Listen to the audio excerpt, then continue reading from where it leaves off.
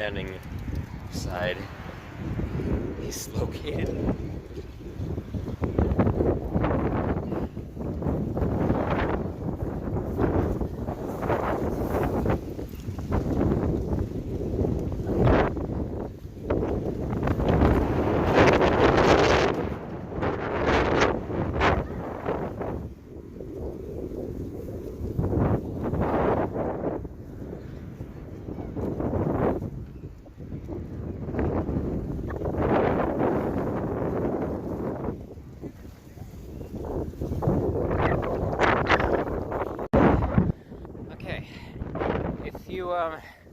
If you want context to that last clip, go watch my fourth part of exploring Ottawa.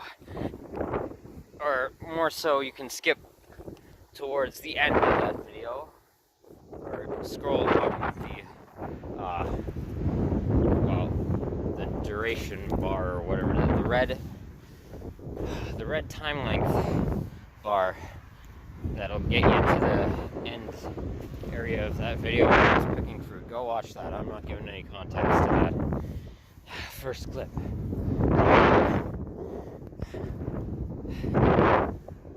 Okay, and other than that, sorry if this is a bit nauseating. Way to film this. It's a bit nauseating for me, but fuck you. It seemed like it would be an interesting angle to film it. Or, well, not angle, but, well, I guess angle. It seemed like it'd be an interesting way to format to do this video in. And I want to see if I can actually pull off well without making you vomit from visual distortion or making me vomit from having eaten, or just eaten a little while ago, a blueberry waffle with English cream and granola. I don't know how well I'm going to be at doing that. Anyway, I also hope that you can hear me enough and that the wind isn't causing a lot of noise pollution. Let's get a bit of a better speed.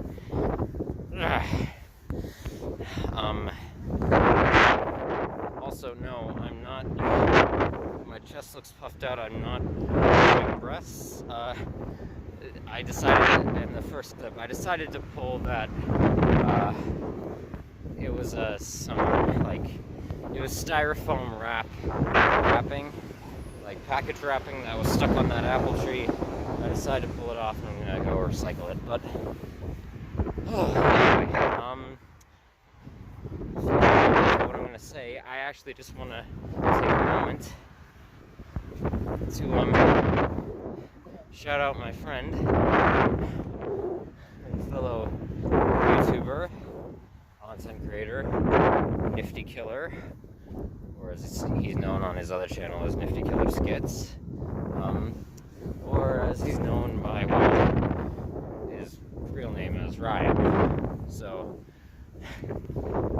because it occurred to me that I wanted to actually say this in my last, at some point when I was walking downtown, and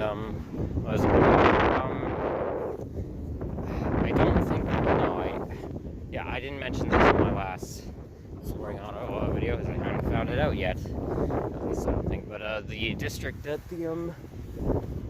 where I was in my last Exploring Ottawa video was the district of Searville. It's closer to the eastern end. And I also realized when I rewatched the last 3 Exploring Ottawa videos that I fucked up on some things I said about my location. I was wrong. I said that when I was at the Romanian embassy, I said that it was in the western end of Ottawa, which was wrong. I got my directions mixed up. It's the eastern end, which is where I am now, back in the Philippines. comment, and I said that the Newton strip club, which I was going to try and apply to, where I ended up eventually going, was in the well, I think I also I said, was it that? Oh god, yeah. Couldn't tell. Actually, I've been having a lot more blurred memory problems the last few days, which is a little concerning. But I've experienced this before, so I'm gonna switch hands. Yeah.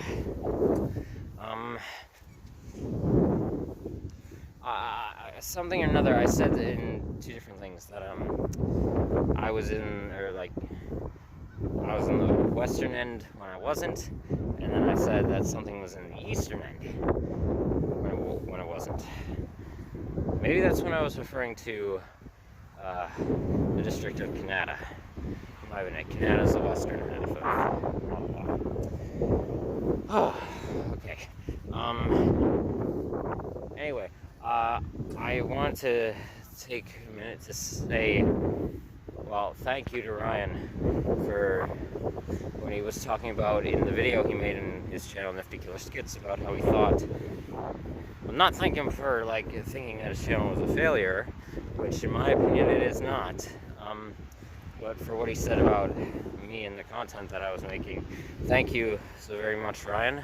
I know I said it in the comments section of that video, but you have been a very dear friend to me.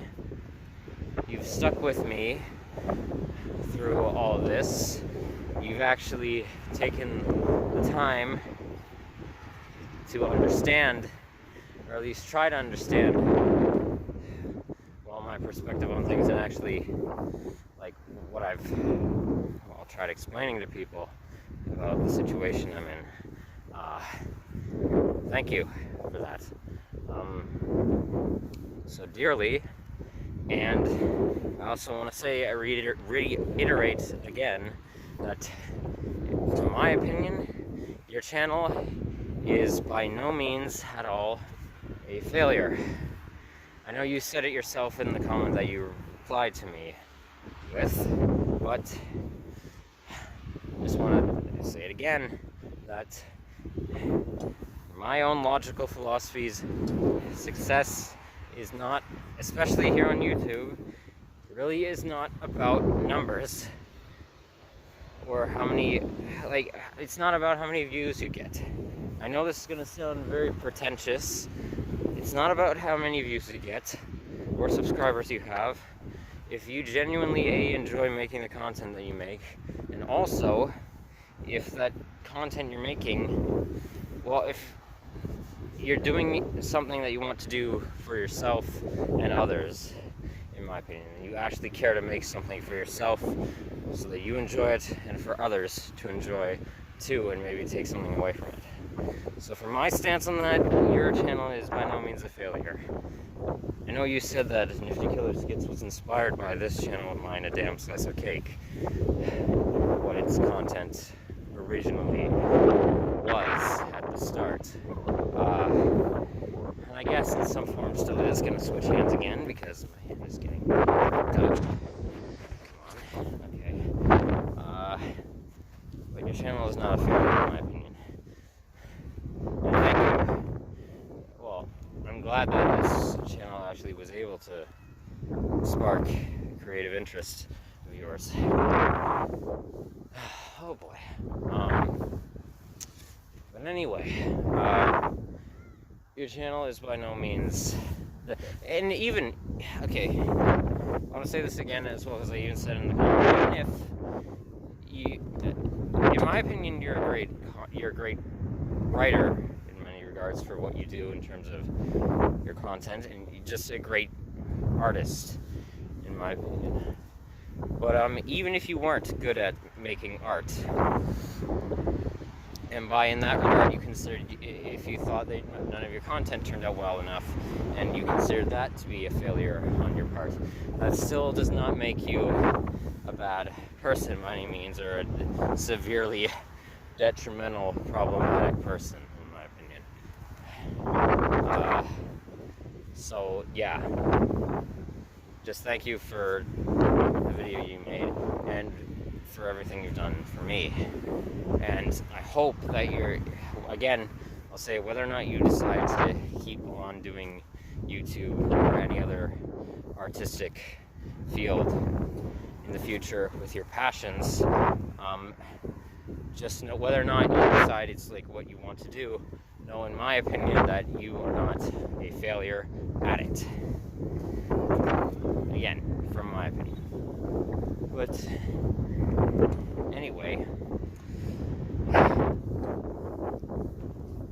now on to what I wanted to do with this video, which really is just once again kind of like the commodification of children video. I'm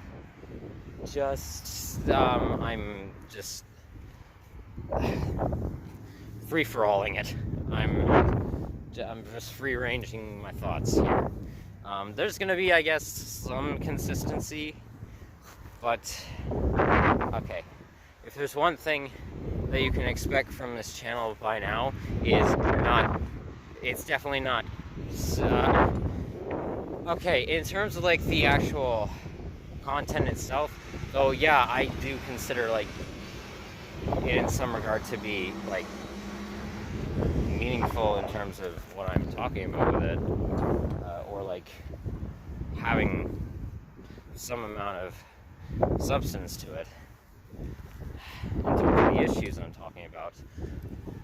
You don't expect consistency, like in terms of how I present that content. Don't expect it. Don't ever expect it anymore.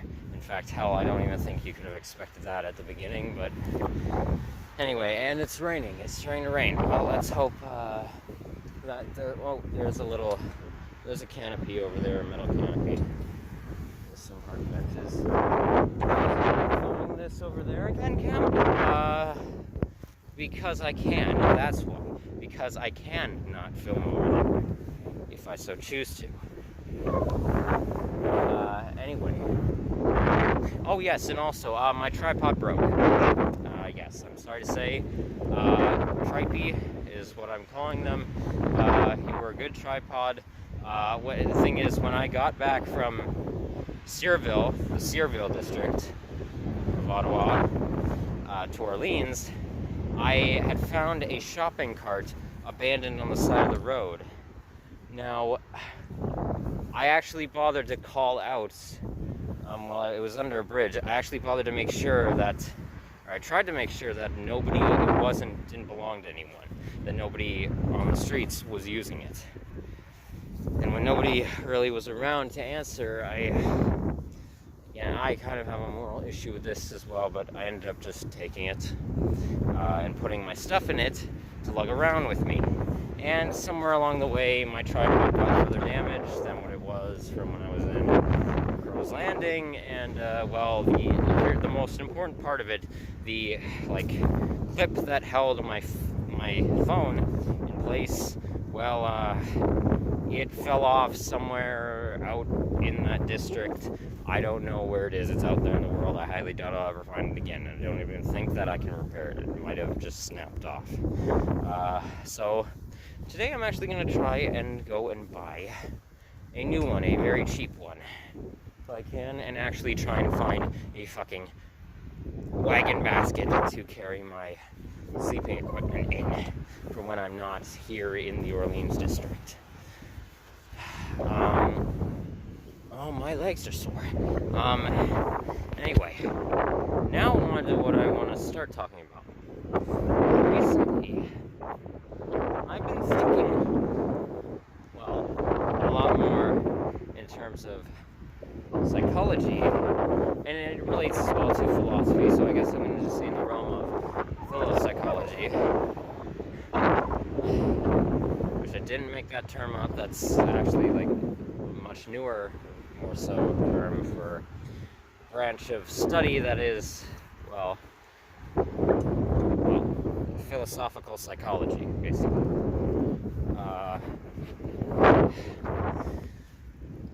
There's a lot of talk, and there has been, or at least from my own over the years as I've researched ideology and philosophy and all that.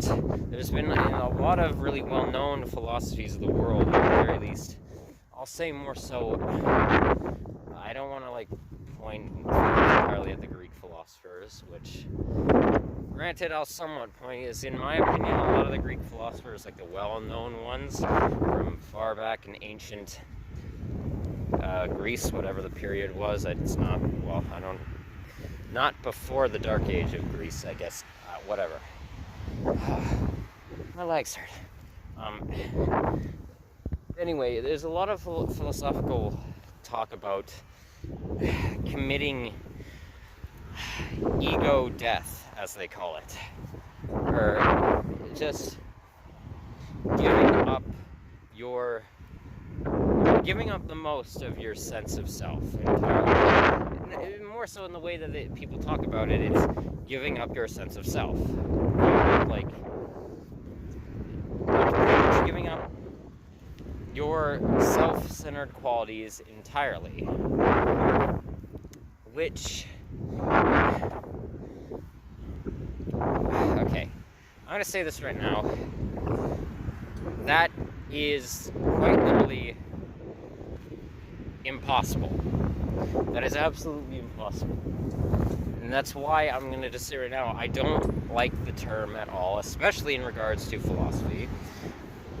That's why I don't agree entirely with, okay, I agree with the aspects of the philosophies that talk about, like, being less egotistical, of course, because I don't believe that you should be entirely egotistical. That's why I believe in self-maintaining altruism. I don't like, in my logical stance, we all have selfish and selfless tendencies.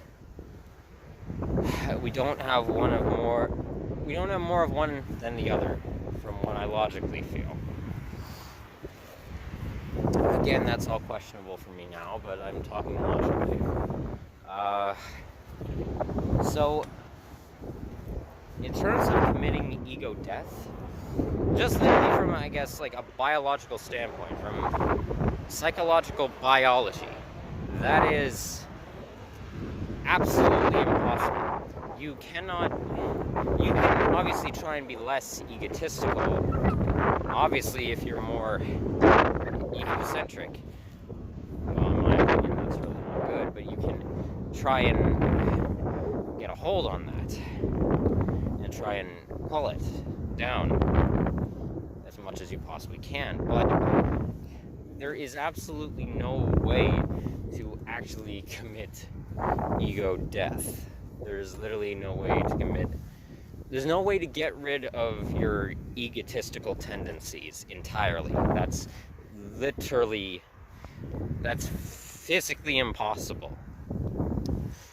Because, like, well, what is the ego? The ego is our sense of self, as well as it relates to our self-esteem and things like that. Our self-esteem is like, affirming ourself. Like, in psychology, they'd call it self-actualization. Well, self-actualization is the process of basically, in a sense, I actually talked about this when I was on Rose Landing briefly with my psychologist over the phone. Self-actualization basically meaning just affirming your sense of self or your identity, and also what can relate to your moral stances and what you believe, and well, because that relates to your identity as well as a person. So basically, just giving credence to, well, yourself, your sense of self, what you value and things of the sort. Your ego, basically, that's more so self-actualization. Affirming your sense of self and your position in, like, the world and environment around you. But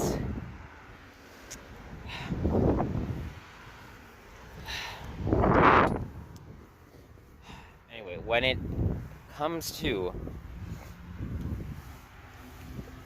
the ego itself, there is no way to get, I'm gonna say, okay, this is why I really hate, I'm just gonna keep saying, it seems very simple, yet not at the same time. There's no way to commit ego death literally without actually killing yourself.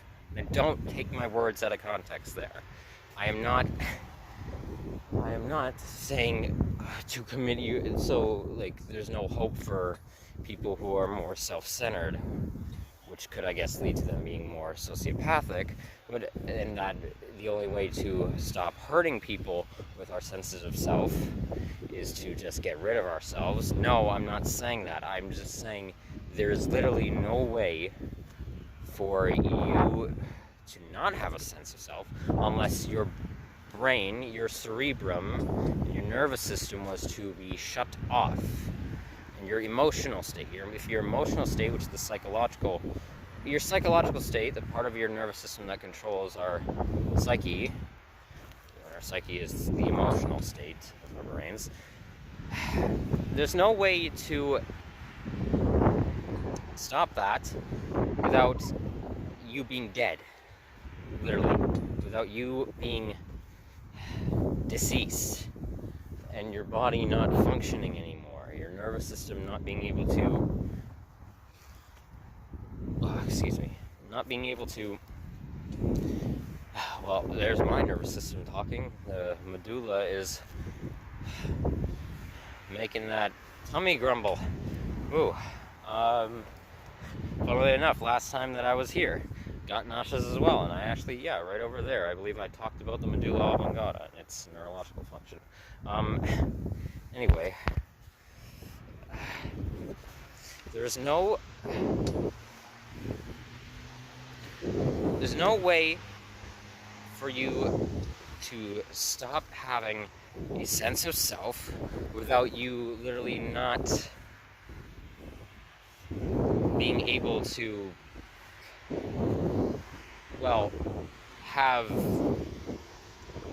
have an emotional response system. There's no way for that to happen, is what I'm saying. And I really think that's, so I guess maybe this video could be like me showing the opposite side of the like me showing a different perspective from, like, because I usually, I guess, on these videos I talk more about how, I say how we are both self-centered and altruistic, I guess, qualities to us, but, selfless qualities to us. But I usually, I guess, in my own, my own subconscious bias, swing it more towards selflessness, in a sense, for a lot of what I talk about in some way. Right now, I guess I'll make this more centered around the selfish, or talking about the selfish qualities that we have.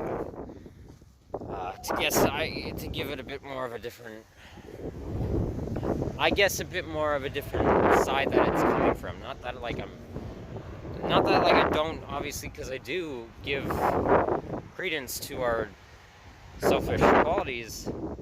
It's just, it's more, I guess mine is more swung towards us being more helpful to others, as well as more compassionate and that sort.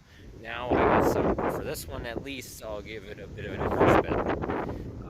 Not like I'm trying to compliment myself with that, I'm just saying, from another perspective.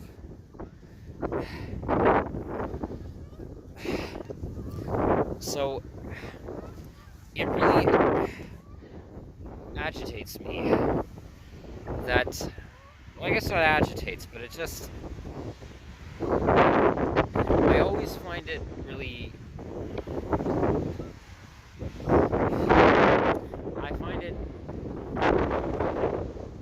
I find it a bit ridiculous to say that when a lot of people talk about philosophy of, like, ego death, or if we're going more into psychology about just giving up most of your senses, giving up, like, your sense of self entirely, which I think, if you're a psychological professional, should know that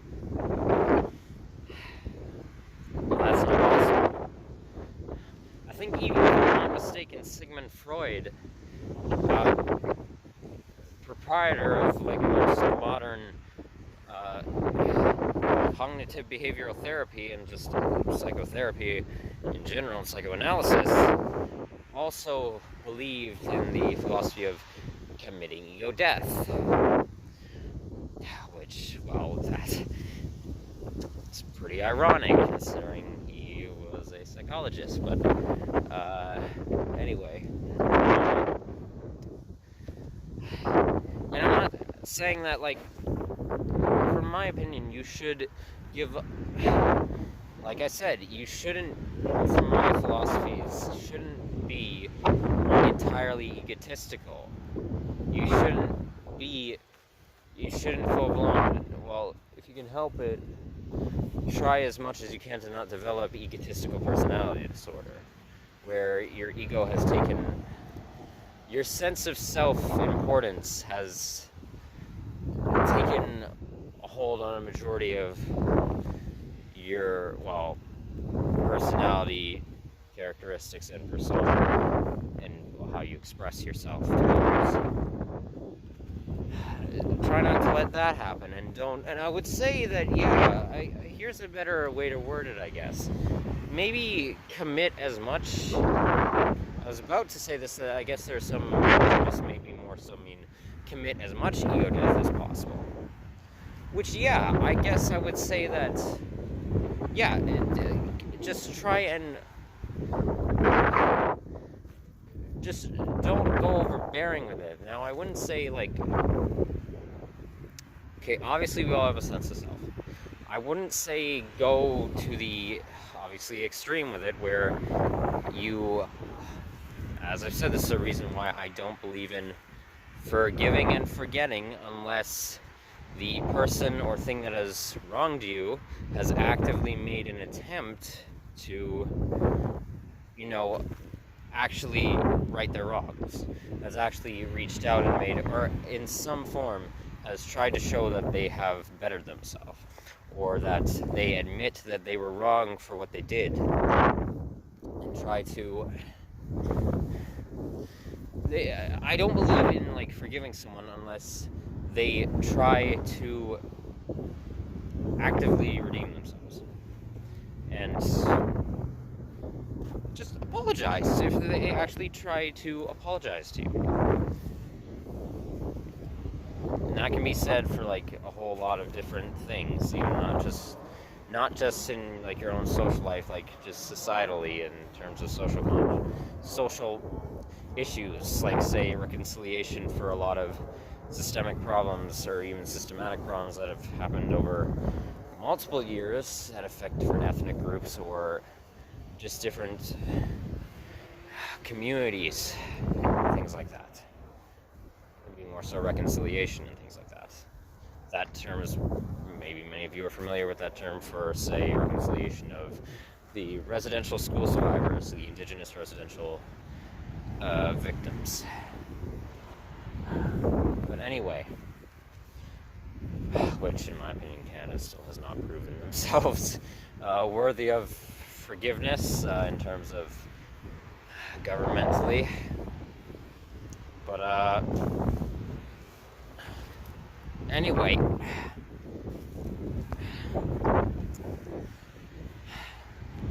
so basically what I'm saying is I'm just saying there is no such thing as ego death. Can you be less egotistical? Yes. Should you be less egotistical? Yes, is what I'm saying. In a multitude of ways. But don't have no egotistical tendencies. Well, hey, you can't, and also don't try to pretend like you don't, because that could lead to a whole slew of problems of being manipulated and being taken advantage of, and not basically, for as cliched as this sounds, speaking up for yourself, and not actively saying, like, if something is causing you a problem, And now, whether or not, like, you're justified in that other thing causing your own ego a problem, causing a problem for your own ego, I guess is a better way to word it, you still, I feel, need to speak up about it and resolve it as best you can with the person or thing that's causing the issue. And if you're in the wrong, then admit that you were in the wrong and I shouldn't be feeling this way towards this as I misinterpreted it, or they admit that they were wrong and try and fix it with you. I'm sorry if my wording is off again. In the last 2 days, my dissociation has really been affecting my memory. It's getting to a point where it's somewhat like it was in Toronto, not physically like with the neurological problems, but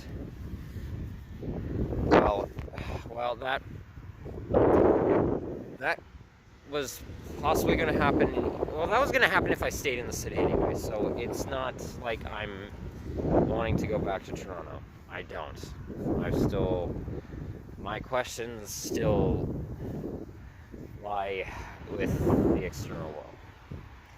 And so, yeah, that was going to happen one way or another.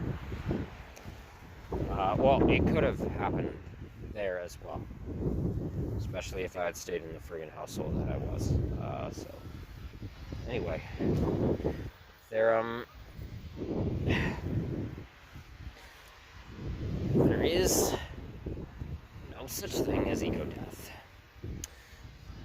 Should you be less egotistical if you're getting to leaning traits of egotism or developing the personality disorder?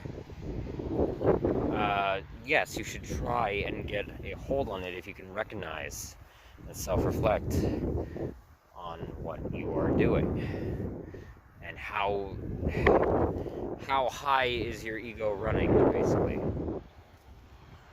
But I think it's now again, it's interesting because I actually was on a call recently and I got into an argument, a very long-winded argument with someone from my former household in Toronto, who I've had major problems with. And I have discussed about on this channel actually in my suicidality video, and in earlier parts of my journey leaving Toronto, my Peterborough videos I believe, and also in my Leaving Toronto Alone video I discussed how they have heavy egotistical traits, or possibly even egotistical personality disorder. They also have histrionic personality disorder, and all of the sort. But I will say, this unfortunately happens as if you're getting angry, and even if you're justified in that anger, that's still you being, here's an example, that's you being egotistical. And so I got very angry at this person over this phone call recently. And they were getting very, okay. I feel, no, that's not gonna work. That's a bad angle. Okay. That'll probably work, but I feel sick. I feel very,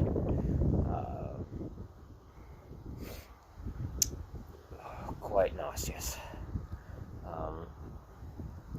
Sorry if that was a bit of a jump in the video, because the app, my recording app, the camera crashed.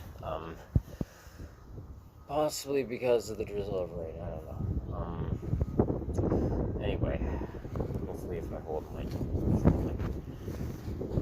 the wind, I'm under the canopy now. I'm underneath this little structure here so that I don't get rained on. Oh, my legs, that's starting to hurt. That's sore. Oh, ow. Anyway, back to what I was saying before I was so rudely interrupted, camera.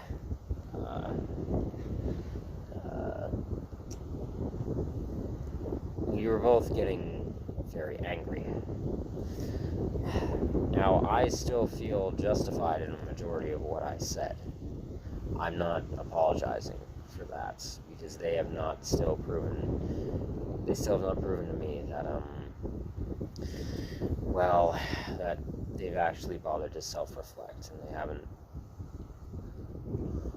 even if they have, I guess they haven't noticed any of what I just tried to, any of the issues that I had talked to them about, that the issues they were causing, they never bothered to. Either they didn't bother to look at it in the first place, or they just didn't realize it, so it would prove to me that they've changed.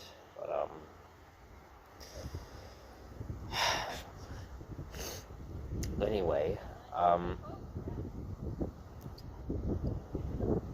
where I was going with that is, in that moment,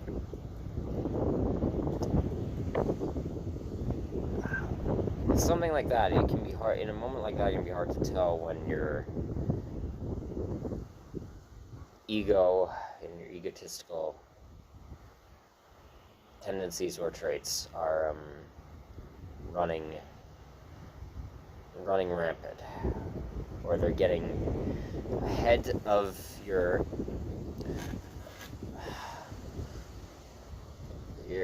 cognitive thought process, like getting ahead of what you rationally think is better to say in the moment, or better to do. And, well,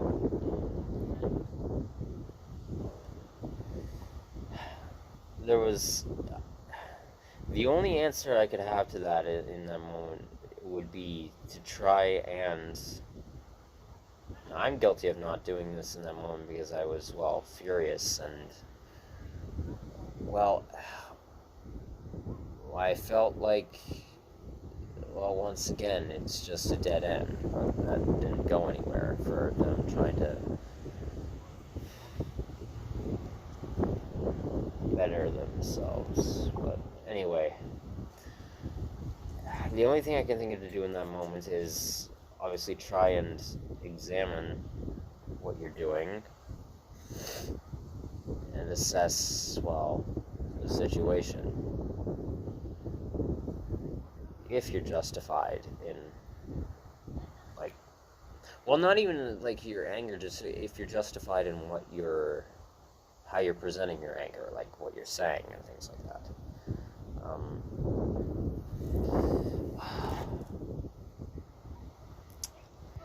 And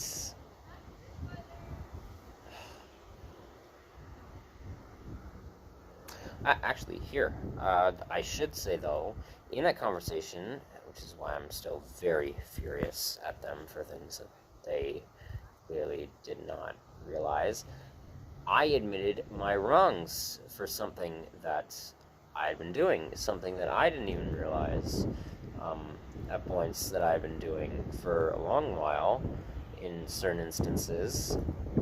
This pertains to my own sense of self, is that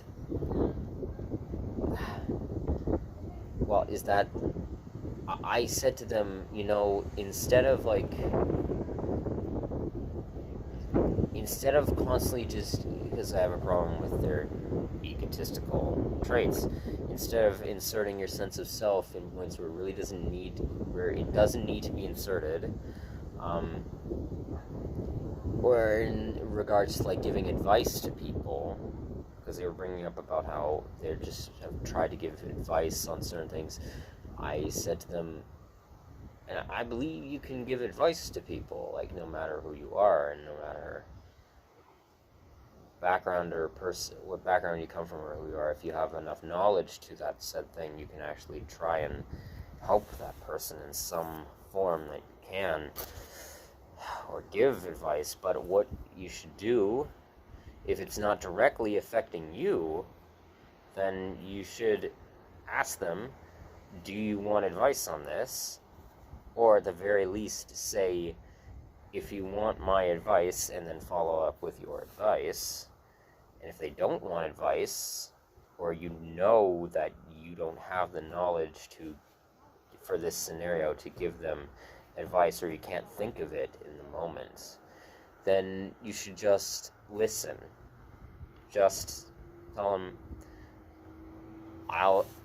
if you want my advice, I'll try and give the best advice I can, or try and help you in whatever way I can, but if I can't, then all I can do is listen, and that's all it seems anyone really needs to do in that moment. Well, actually, it might not be the only thing that should be done, but unfortunately, it might be the only thing you can do is just listen.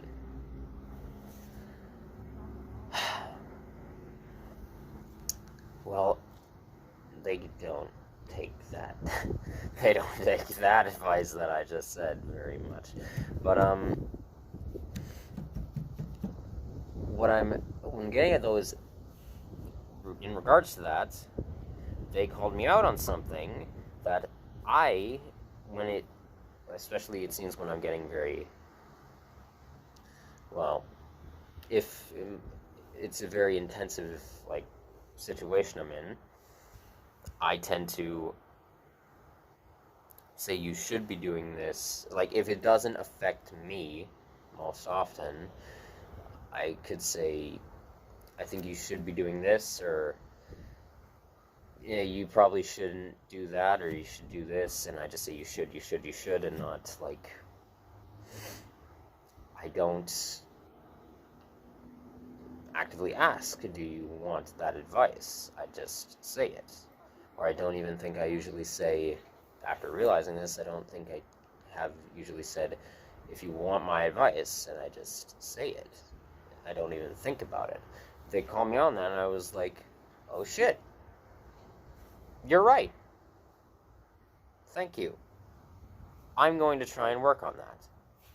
I actively admitted that I was wrong for that, or at least with my moral code, or at least what logically I feel to be morally sound from my standpoint, or the morals that I follow, is that I would practice what I preach in that regard, and, like, if the situation does not directly affect me, like, what they're in. Now, obviously, like, this can become a bit of a gray area when it comes to sociological issues, in a sense, or cultural issues in that regard, or, like, just okay, I don't have a problem if it's, like,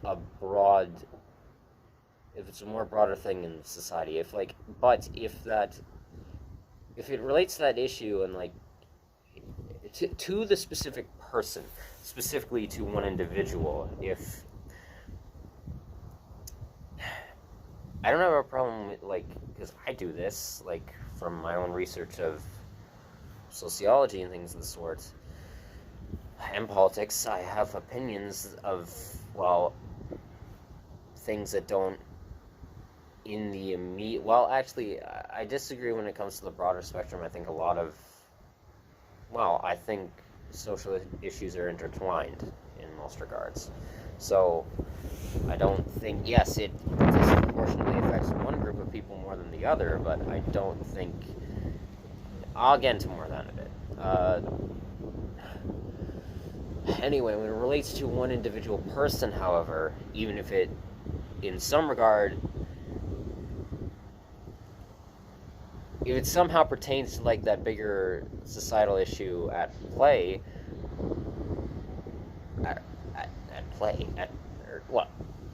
hand, or at bay, I think I meant to say at bay, not play.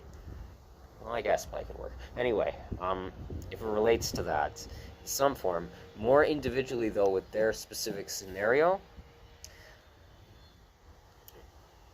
I would ask first, or if I'm practicing what I preach, I should ask, do you want advice?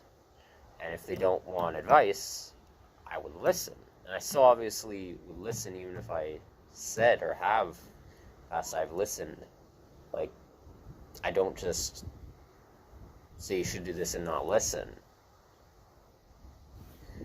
Usually I would listen and then say that. But, anyway, my hands are freezing.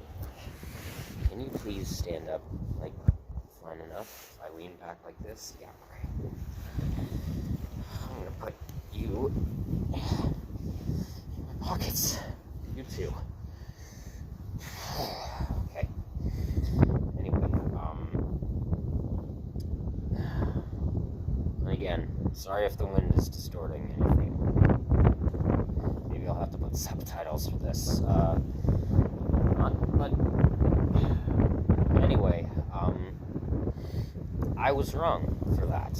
I was wrong to not be actively practicing that, or at least seemingly not trying to recognize that I'm doing that in the moment. Now again, I say, well, everybody is flawed. Some people are more flawed than others, sadly. That's not me trying to sound superior, I'm just saying, like, I think that's pretty blatantly obvious, that there are some psychological issues that are more disruptive than, or if there's evidence that there's some things that are more disruptive than another thing, or at least how one thing that isn't inherently disruptive is, if it's being used in a certain way, is more disruptive than it being used in a different way, if you catch my drift. But anyway,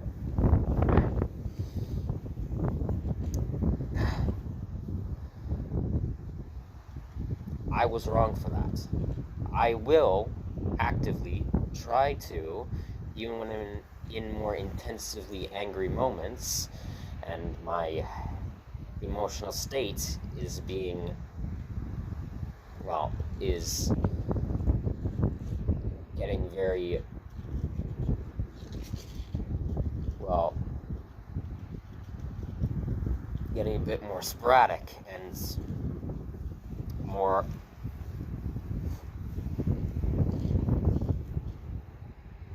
it's getting a bit more, well, out of control from my own control with it, I guess. I will actively try to, well, I will actively try to recognize, like, if I'm not even in, it's, again, not even in an angry state. If I'm getting more agitated or more aggressive, I'm going to try and recognize, like, just talking in general conversations, like, to be considerate. If someone tells me something, like, I listen to them, and then I just blurt out, well, maybe you should do this, or do that. And I don't typically even say, like, you should. Well, I typically try, I guess, not to say you should, like very affirmatively, or like very, I guess, overconfidently say, like, you should do this, or you shouldn't do that. Usually I try and throw in, like, maybe it's a possibility you could do this, or whatever else. But again, I'm going to try and actively recognize, like, when I'm doing that. Like, when I'm, and, like, actively stop doing that and actually ask, do you want advice? Or at the very least, I'm going to try and change my, like, speech patterns, like, actually, like, cognitively make myself aware to try and say, like, if you want my advice, and then follow up with the advice. And then provide as much proof as I can as to why that advice may help, or why what I'm saying may work. Because again, everyone, in my opinion, should critically think for themselves whether what they're being told would work based on what evidence is provided. Anyway, or it's better to do based on what is shown of it. Anyway, And, well, this person didn't even, like, they were saying, but Cam, I don't want you to change that. I don't think you need to change that about yourself. Yeah, I do. I don't think that's healthy, one, and I think you should do the same, but anyway, in their words, they think that makes them sound like a robot, or like I'm policing their speech by saying, like, I'm not telling you, okay, obviously, you can't legally police that. Socially, do I think you should do that? Like, try and be more considerate in that regard. Yes, like, it's called being considerate. It's not called policing. In that regard, it's not policing you. I can't obviously force you to do that, and if I had the opportunity to, I don't want to force you to do that, personally. I hope you actively make the choice to do that. I hope that you realize that it's just, like, considerate in some regard. It's actively, it's just being what I would consider to be you being a decent person, a decent human being, by just bloody well trying to, make a compromise in some regard. Anyway,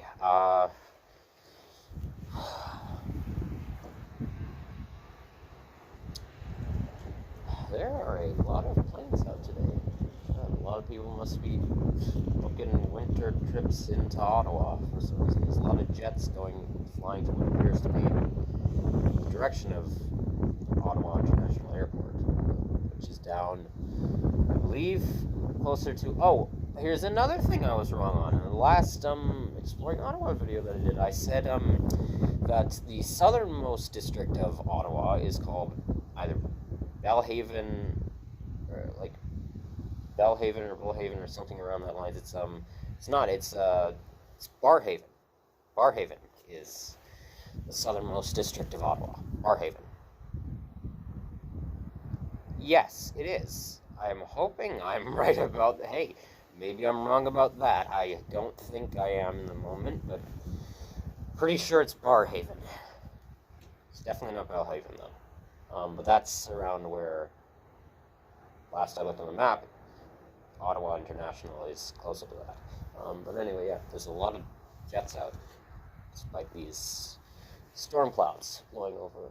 Wow, those clouds are moving fast. Anyway, I'm getting off topic here. Okay, actually, you know what? Here's a little thing, like, if this person is watching, or really just anyone, they also accuse me of, like, and again, I don't want this to be, like, overly projecting, but they accuse me of, like, even when I was living in Toronto, picking apart their personality. Which, yes, in a technical sense, I was picking apart their personality. As I psychoanalyze everyone, or I try to get a read on people in some regard, and in your regard, I didn't do it to, like, purposely just spite you for no reason, and, like, just call you an awful person. I'm saying this, like, so that you actively get yourself help. Not, despite you may think, not using psychological disorder terms as just slurs against you, which I wasn't.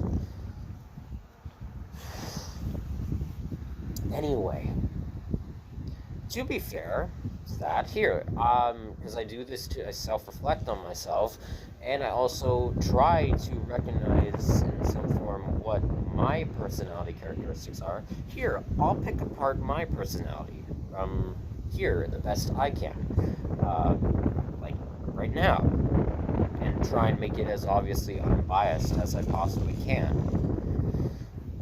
Okay, so let's start with, egotism. I definitely have, I guess, more leaning egotistical tendencies, considering I'm, right now, talking about, like, just simply talking about these topics would be me inserting my sense of self in some regard into it. So I'm more egotistical in that regard, so I wouldn't say to the point of egotistical traits, but definitely leaning tendencies. So, yeah, I insert my sense of self into things like what pertains to my opinions on them as well, or if I feel that something maybe needs to, or if I have something to offer to it, to the conversation of it, or actively if I'm trying to help someone with something, then that would be egotistical. That would be me inserting my sense of self into the scenario. So I'm more egotistical in terms of tendencies in that regard. I have leading histrionic tendencies, which I've talked about before multiple times, which I recently talked about in this very area of Orleans when I was walking around here. It was the third part of exploring Ottawa. It was the third part.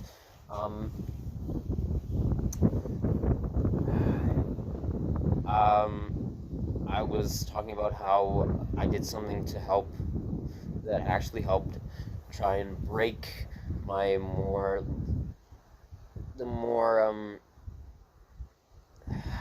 what I consider to be the problematic and leaning, the more problematic parts for myself of my leaning histrionic tendencies. I did something that actually helped to try and break those habits, which I was very happy with myself for doing. So in terms of my histrionic tendencies, so those of you who don't know what histrionic means, basically how your sense of others' perception of you, basically you caring about how others perceive you, basically how other people think. Oh God, it is cold. How other people think of you, basically. How they see your image, basically. And again, there's a whole spectrum to it, from tendencies, leaning tendencies, traits, all the way into a full-blown histrionic personality disorder. But anyway,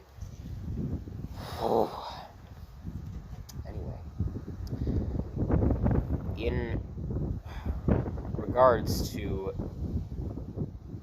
myself, I actively care about other people and I don't like being an asshole to people. I try to make sure, while retaining benefit for myself, that they are not being severely detrimented by what I'm doing. Or at least I'm trying to be cautious of that in some form. And in that regard, you not wanting to be a dickhead, basically, to someone else, that would be you caring about someone else's perception of you, basically. So that is a histrionic tendency. So there's another, is I'm in that regard a bit more histrionic. What else? Okay, another one would be narcissistic. In terms of, I guess you could say, I'm obviously, I've said before, I'm more heavily opinionated on certain things. And those certain things could be actually many things in a certain regard. But that relates to, I guess, being more intellectually complex, and that also relates to narcissism, or narcissistic tendencies or characteristics, compasses. I should also probably say that tendencies, traits, the disorders, they all encompass personality characteristics, and our identities, basically. Our identities are can also be just what we see ourselves as, even if that's not correct. But anyway,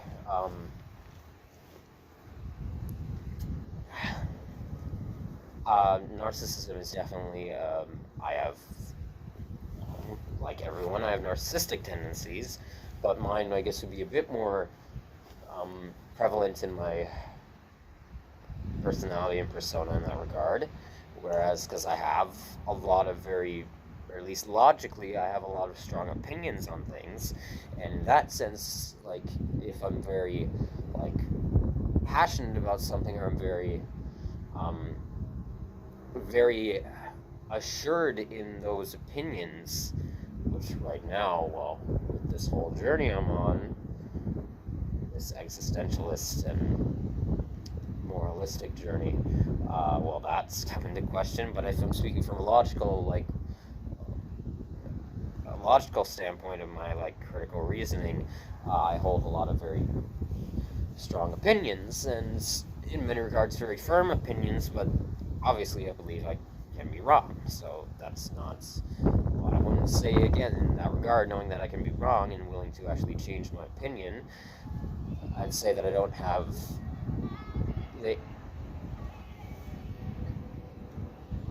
I hope the camera can't hear that song. No, don't copy claim me, YouTube, please. I mean, it's not like it's a major problem, because I don't make profit off my videos. It's just, it's annoying. It's real annoying. Anyway.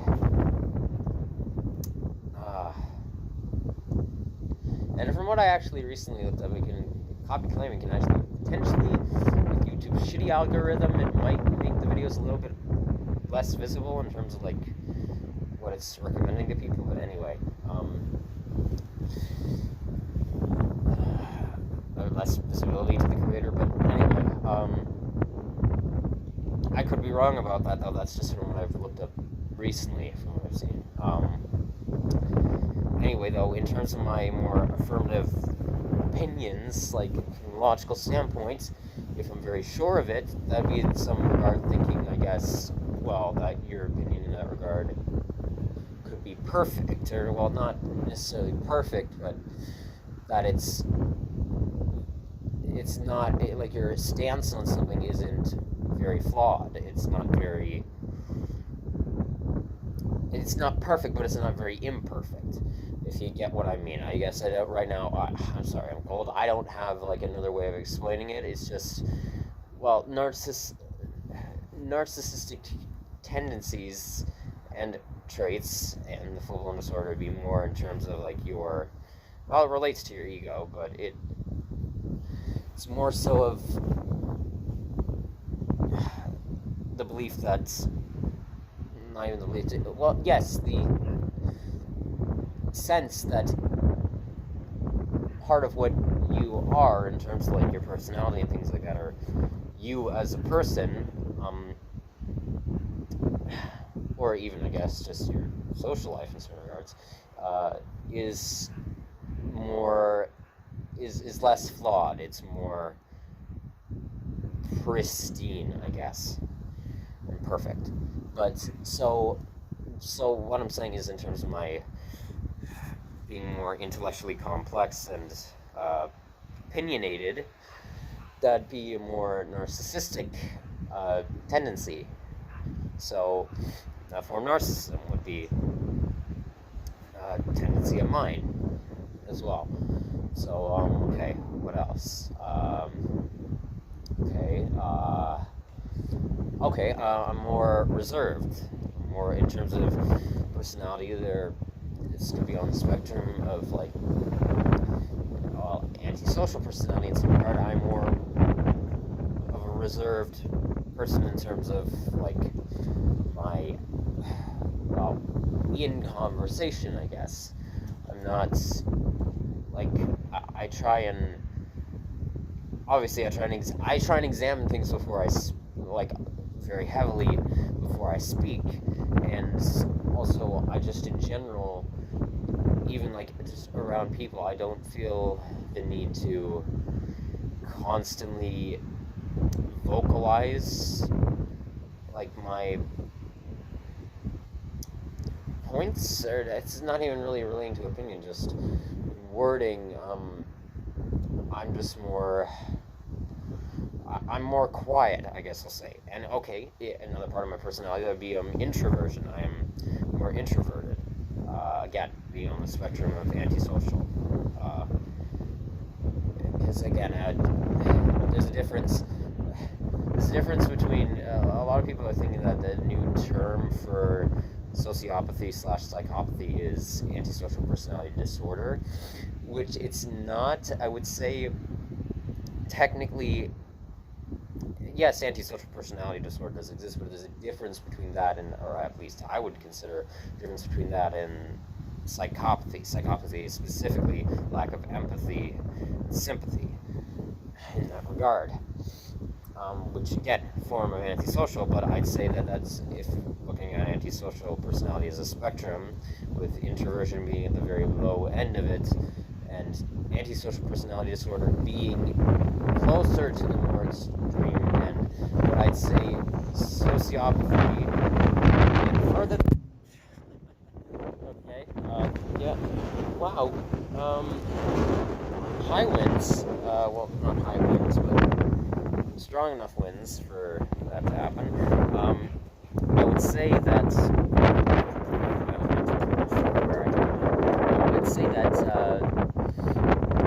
yes, obviously there is in psychology antisocial personality disorder, but sociopathy/psychopathy is further than that on the spectrum, and then manic sociopathy is what I would consider to be the most extreme end of that spectrum. That was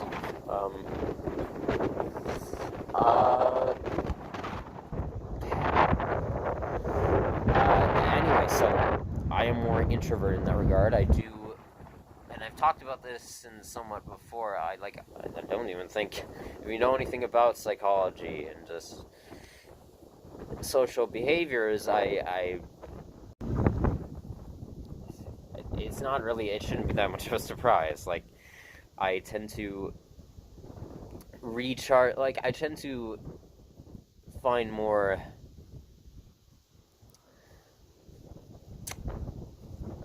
ability to comfort myself in terms, well, no, I shouldn't say that, a bit more ability to, regain my focus on things, or regain my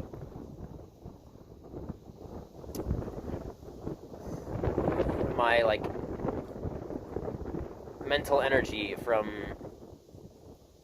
just being in more solitude, like being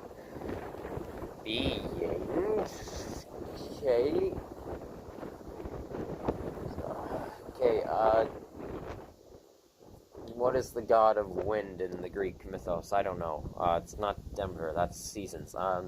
Zeus, shut the fuck up, please. Stop, like, yelling up there, or God, or whatever.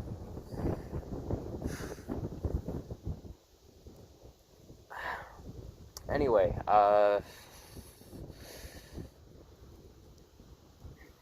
what is the, what is it? There's I forget which African tribe is it that has a wind goddess? Well, actually, I'd say probably there's a few. Whatever, there was one specific name that I was trying to remember. You're not gonna fall? Okay. I don't know if you're gonna fall or not. Anyway, more introverted in that regard. I'm also more reserved, in terms of conversing socially, and with my speech patterns, but, so there's that. What else?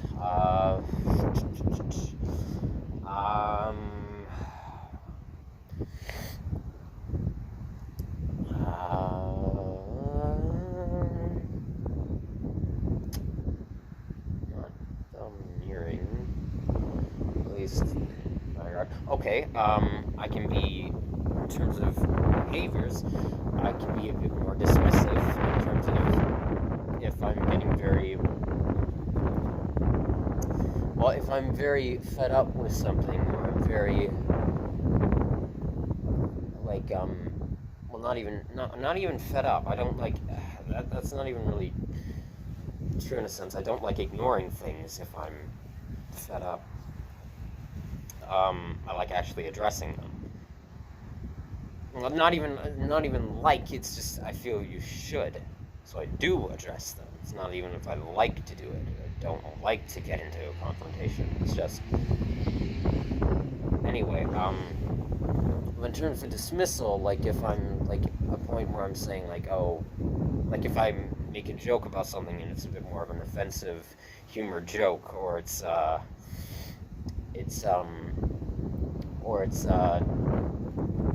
if I'm brushing something off in the moment when I'm trying to focus on something for a quick second, then that could be a bit of dismissal in relation to behavior. So there's a fine line. Well, it's interesting when we talk about three quadrants, like psychological studies, mentality, personality, behavior. They all bleed into each other in one way or another, even though they do have their own specific, like, for the most part, like, specific attributes to them. It's just they will all bleed in some form, do bleed into one another. So yeah, it can be a bit more dismissive of certain things, and in regard to just saying that I don't care about something, like, or if I'm getting very angry at some moments where I'm being harsh with them, that could be in some regard, I guess, sociopathic.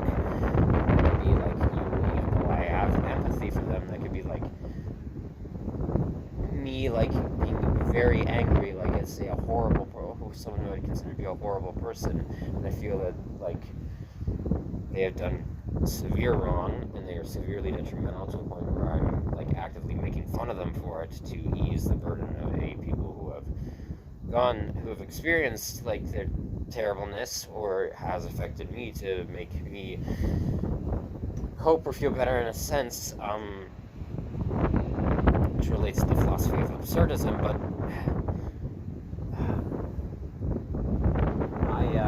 in that regard, I guess, could be more sociopathic, so that'd be more sociopathic tendencies.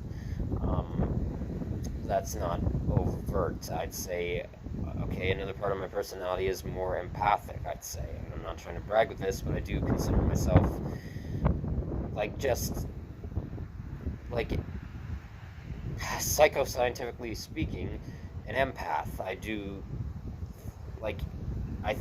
consider myself to be empathic. Like, I've talked about how I logically feel that I don't like hurting people. I don't like people in pain. I don't like living things in pain, unfortunately, if they have to be sometimes. I don't take joy in, like, even the most horrendous of people being, like, actually, like, physically hurt. I don't even take joy, like, even though I make jokes about it, and yes, I can hurt someone's feelings, I think they deserve it, I think it can help them realize what they've done, and actually give levity to the people who hurt. I don't like the fact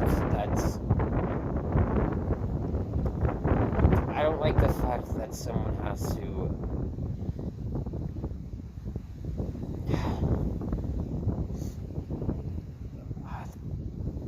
I don't like, okay, I'll say this, I don't like alienating a person. I don't like,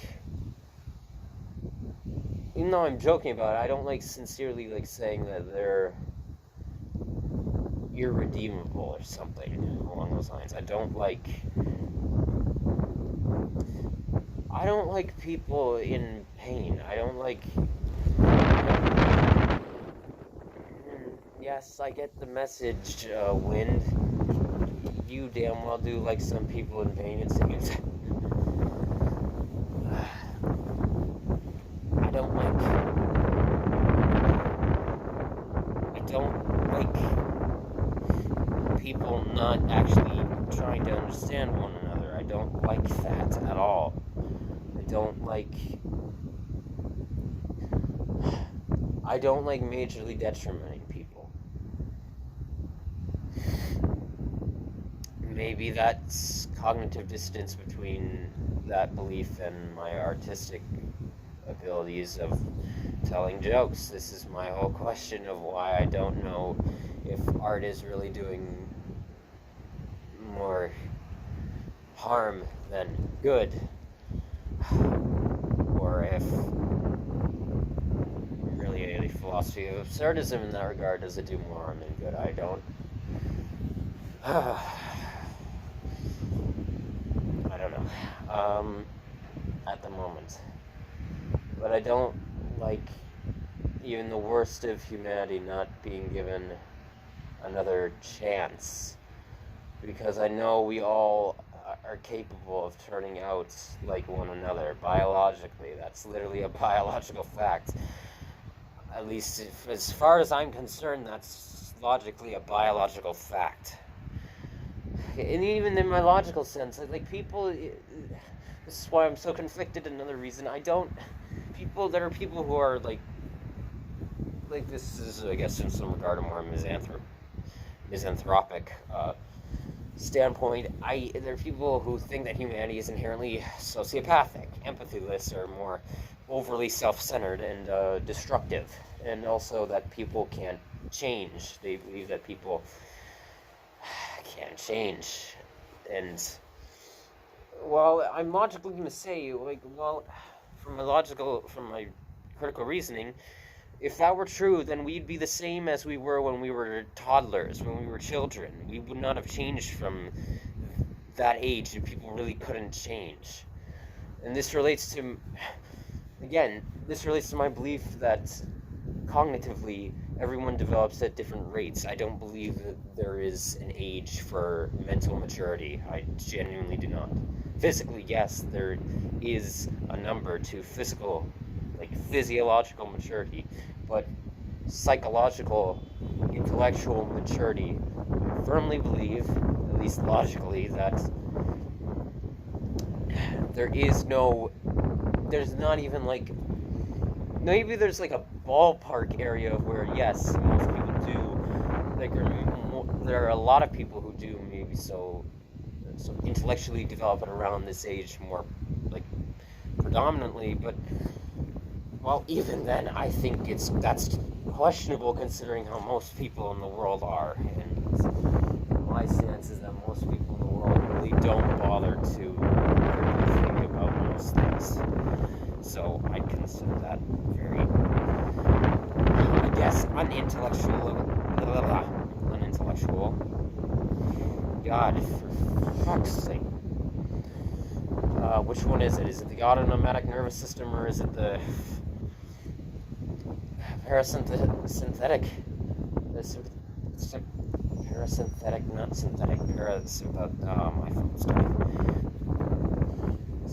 nervous system, my peripheral nervous system. Will it give it a rest with the shaking? Oh my God. Just stop it, cingulate cortex.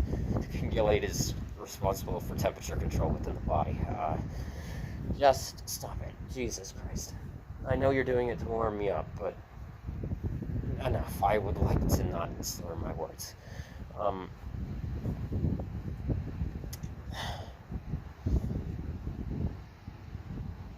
No, it's not. I don't think that's the autonomic nerve. Not anyway.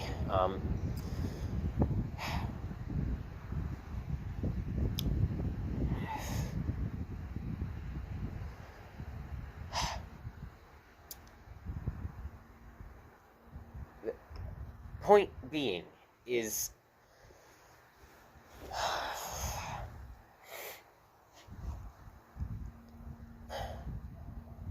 in regard to people, empathy and sympathy, I don't think that, this is the reason I'm for in terms of political action, peaceful protest first. You're starting to ring, yep. Peaceful protest first, and violence is an absolute last resort, and only for, like, self-defense, which I consider, if someone is trying to attack you in a protest or is physically encroaching upon you, I consider that self-defense. I feel peaceful route first, because my opinion, that really does just bring out more of your own sociopath. It's to say that, like, the people who oppress you deserve to die is, in my opinion, or deserve, like, mass punishment, is just the same, like, sociopathic traits that they have. It's the same sociopathic characteristics that made them harm you in the first place, so it's not gonna, really is not gonna do much. Like, there's this thing that is in psychology, I've talked about this before, how some people who are born psychopathic, unless they are, like, taught that, like, what they're doing, like, explain through empathy training what they're doing is wrong, they literally, and this is more so for people who are born sociopaths, they literally don't understand. It's a personality disorder. They do not understand what they did wrong. They don't understand, like, they literally don't understand what the concept of empathy is unless it's very, and I feel like statistically this has been proven, and it's been proven in psychotherapy, unless they're actively, firmly taught what empathy is. Like, one method that's actually somewhat common in terms of, like, getting, like, sociopaths to understand empathy is, like, okay, have you ever physically injured yourself before? Well, attribute, and if they say yes, and it hurt a lot, well, attribute that pain that you felt, and know that, like, physically, other people can feel that pain as well, but attribute that emotionally to how you may be making someone feel with what you're saying to them, or what you're doing to them. They emotionally can feel pain similar to that. Obviously, it can't be exact, like, as, like, a physical slap. Ow, that hurt. That hurt. My hand is cold, and that hurt me hitting it, because the pons in my brainstem were reacting to that, because the pons control pain receptors within the body. I smacked my hand, and it reacted to it. So, that hurt. That's a way you can, at least a method of empathy training. But there are people who, sadly, are sociopathic, who are very high up in power structures of the world, that I wouldn't doubt that there are those who are born psychopathic who get into politics purely for, well, maybe in terms of their behavior, they've developed more, like, domineering behavioral tendencies, or they've developed more domineering traits, or more of a, like, more of a desire for power over someone and control over things, and they just don't understand. They literally don't understand what they're doing. Now, there are those who do and still don't have empathy. Like, they understand the concept. Well, they may have had empathy at one point, but it's been due to psychological trauma. It's been so tampered with that it's weakened within, like, well, their ability to feel it is what I'm trying to get at. Now, even then, I do believe in having empathy for that person, because I don't... Okay, in my firm stance, lack of empathy creates more lack of empathy. Let's go with that. Sociopaths create sociopaths. I think, and that's not in every regard, obviously, but, like, in many regards, sociopathy to the extreme creates more sociopathy on whatever scale it is, in terms of, like, the environment around people. But anyway,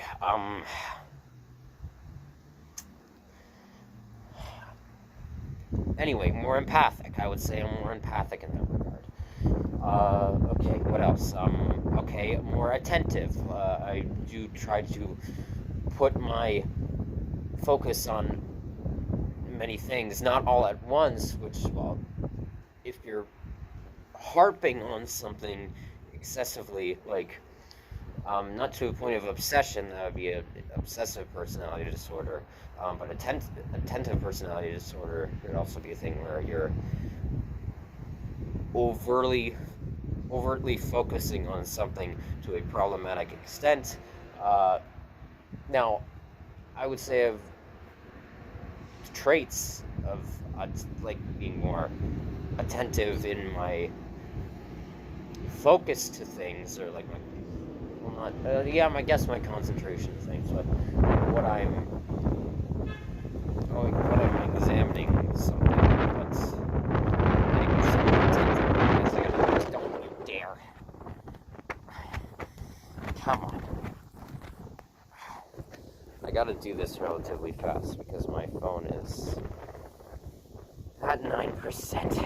I have my portable charger with me, so I'll try and charge it into place soon anyway.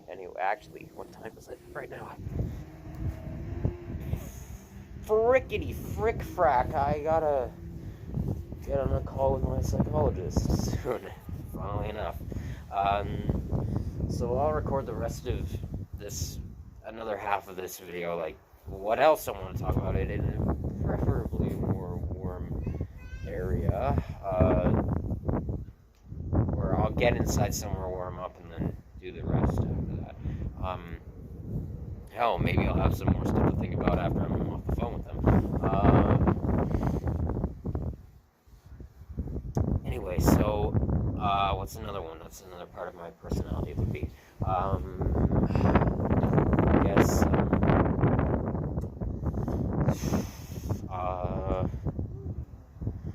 I'm more sporadic in terms of my like thought patterns, like this, and that I guess relates to my histrionic tendencies, where I try to grab as many points as I can, or try and like make this point clear and then bring it forth something else so that it helps better explain this point, or better explain what I'm saying, so that the other person or people watching this or from the conversation don't get the wrong idea of what I'm trying to say to them, or like so that I don't like harm them in any way, like with what I'm saying. But so more sporadic in terms of like as some people put with these videos, never like fully, well, someone in my past once put it to me, Cam, this is you, no, this is you, no, this is you, this is the point,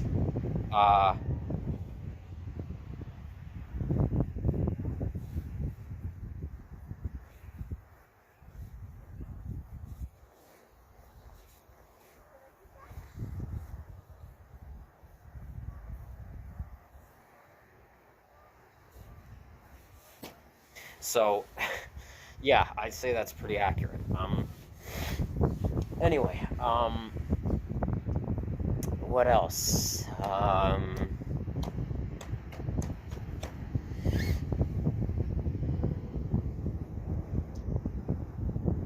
More, I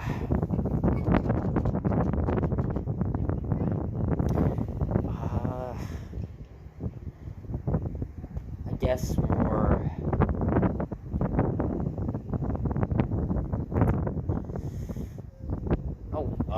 more introspective. I guess I think about a lot of things, I try to reflect on things, more inquisitive and questioning of things around me, examining things,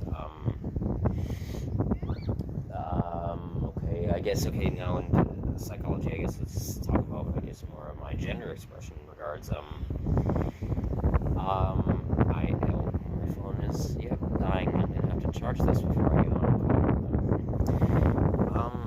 I guess I should say that my gender expression is, I don't think if it's clear to anyone right now. Again, I don't identify as this. I'm physically born, I'm cis male, and I identify as that. But in terms of my persona and like gender expression, I guess I've kind of, I guess, well, I haven't said this, I don't think,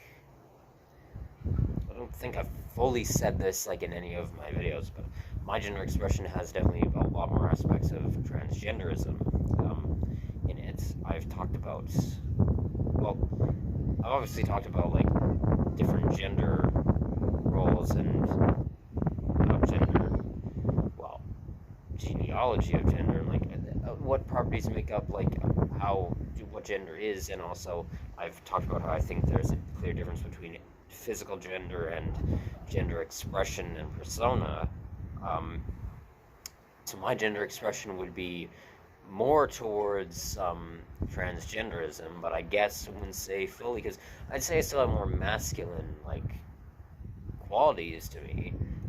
In terms of those masculine qualities, I guess in persona would be I guess more assertive in terms of my vocal patterns. What I say, I get a bit more, I guess a bit more confidence in somewhat.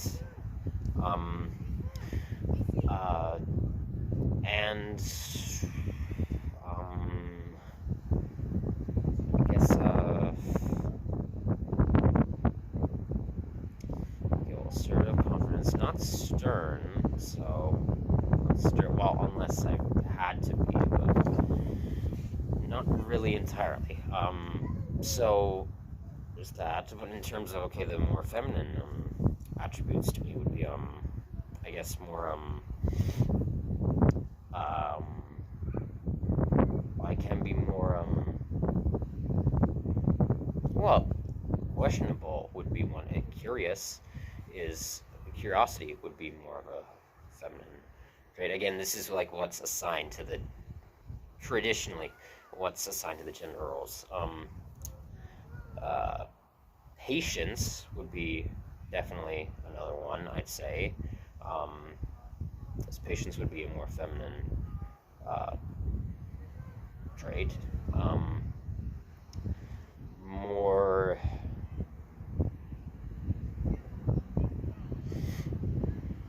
well, not. Oh, I guess that'd be. You know what? I guess I'd have to think about the words. So to just recap right now, would be in terms of my personality. Just so, what are we at? Shit, 2%. Okay. Egotistical tendencies, histrionic tendencies, narcissistic tendencies, more so. Attentive points. Can be dismissive, empathic, slight tendencies of sociopathy, even, I guess, are like sociopathic tendencies,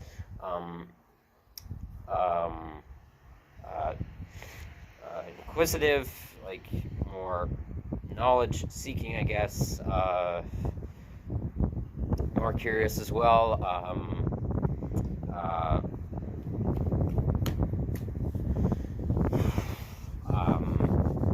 reserved, can be more reserved, more introverted, comedic, I guess, would be one, and that's not me saying I'm, like, whether you think I'm funny or not, when I try to be comedic, that's obviously your opinion, but in terms of you attempting to make comedy out of something, or make levity, like something with wit or humor, I guess I could say I'm more humorous or more comedic in that regard. Again, whether you find me funny or not, that's your opinion. It's just what you attempt to do and how your personality is. So yeah, I'll continue this when I've got my phone charged, and God, I'm gonna have to figure out what to do about calling my psychologist. Okay, great.